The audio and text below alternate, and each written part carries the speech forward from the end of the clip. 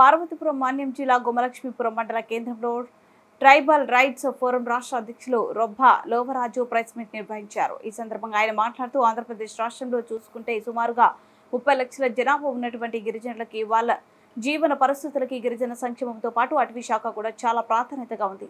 కావున మంత్రివర్గంలో గిరిజన సంక్షేమ శాఖతో పాటు అటవీ శాఖ కూడా కేటాయించినట్లయితే ఏజెన్సీ ప్రాంతాల్లో గిరిశిఖర గ్రామాలకు రహదారులు వేసేటప్పుడు అటవీ శాఖ అనుమతులు పొందడంలో జాప్యం జరగకుండా ఉంటుందన్నారు. అలాగే ఎన్నో విలువైన ఖనిజ సంపదని కలపాన్ని కూడా అక్రమార్కులు బారిన పడకుండా అడవులు నాశనమయ్యే అవకాశం లేకుండా ఉందని అన్నారు. కావున గిరిజన సంక్షేమ శాఖ మరియు అటవీ శాఖ కూడా గిరిజన శాసనసభ్యులతో భర్తీ చేస్తే వారి యొక్క జీవన విధానాలు మరియు మనుగడ కాపాడటానికి అవకాశం ఉంటుందన్నారు. మీడియా మిత్రులందరికీ కూడా నమస్కారాలు తెలియజేసుకుంటున్నాం. నా పేరు Robba Lovaraju, tribal rights forum రాష్ట్ర అధ్యక్షులు. మొన్న జరిగినటువంటి 2024 సార్వత్రిక ఎన్నికల్లో రాష్ట్రంలో ఎన్డీఏ కూటమికి అధికారం కట్టబెట్టడం జరిగింది. ముందుగా ఎన్డీఏ కూటమి తరపు నుంచి ఎన్నికైనటువంటి శాసనసభ్యులందరికీ కూడా శుభాకాంక్షలు తెలియజేసుకుంటున్నాం.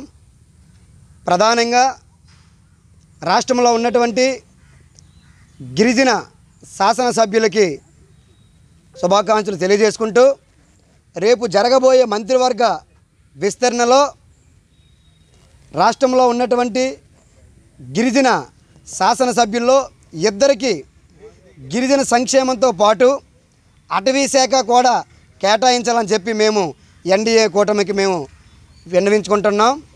ఎందుకనగా ఆదివాసీ బ్రతుకులన్నీ కూడా గిరిజన సంక్షేమంతో పాటు అటవీ శాఖతో కూడా ముడిపడి ఉన్నాయి.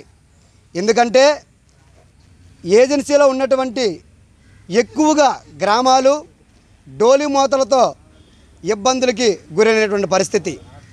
అటువంటి ప్రాంతాలకి రహదారులు వేసే క్రమంలో అటవీ శాఖ అనుమతులు అనేవి జాప్యం జరుగుతుంది.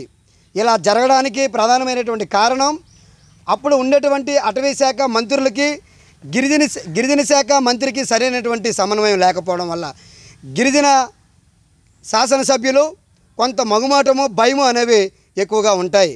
అందుకని ఇప్పుడు జరిగేటటువంటి మంత్రివర్గ విస్తరణలో అటవీ శాఖని కూడా గిరిజన శాసనసభ్యులతో భర్తీ చేసేటట్లయితే మా యొక్క ఆదివాసీ ప్రాంతాల్లో అభివృద్ధి చేసుకోవడానికి ఎక్కువగా అవకాశం ఉంటుంది.